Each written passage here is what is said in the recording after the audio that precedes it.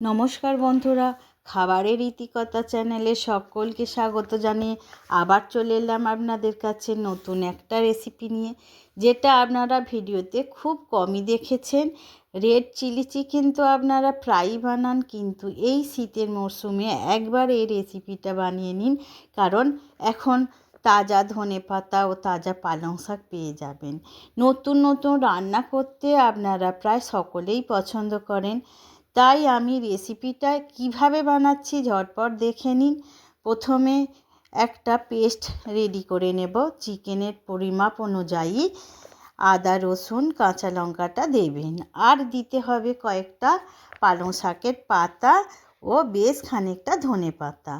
অল্প জল দিয়ে পেস্ট করে নেবেন, আর কাঁচা লঙ্কাটা একটু বেশিই দিতে হবে, কারণ এই রেসিপিতে লঙ্কা গুঁড়ো চলবে না। তারপর আর একটা পেস্ট বানাবো। কাঁচা লঙ্কা, ধনে পাতা ও কয়েকটা পালং পাতা। চিকেন ভালো করে ধুয়ে লেবুর রস, লবণ ও গোলমরিচের গুঁড়ো দিয়ে ভালো করে মাখিয়ে নিতে হবে। তারপর একটু রেস্টে রেখে দিতে হবে প্রায় 30 মিনিটের মতো। কাছে লেবু যদি না থাকে তাহলে আপনারা 2-1 চামচ ভিনিগারও দিয়ে দিতে পারেন।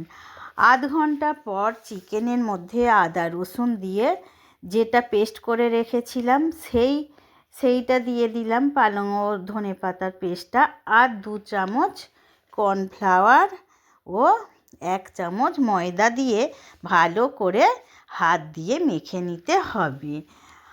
আর গরম তেলে অল্প অল্প করে ভেজে নিতে হবে। একেবারে বেশি দেবেন না, তাহলে গায়ে গায়ে লেগে যাবে আর ভালো ভাজা হবে না। তারপর কিছুটা তেল তুলে রেখে দিলাম।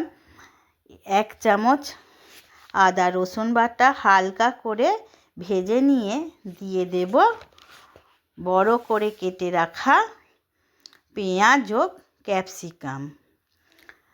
লবণ দিয়ে 2-1 বার হালকা করে নাড়াচাড়া করে ভেজে নেব।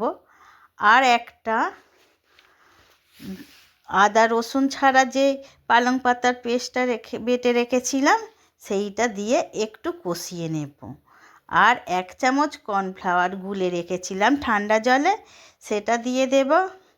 যেহেতু কিছু সস পড়ছে না, তাই টক ভাবটা আনার জন্য একটু ভিনিগার দিয়ে দেব, আর টেস্টের জন্য দিয়ে দেব অল্প চিনি। তারপর চিকেনটা দিয়ে আর অল্প জল দিয়ে 2-3 মিনিট রান্না করে নিন।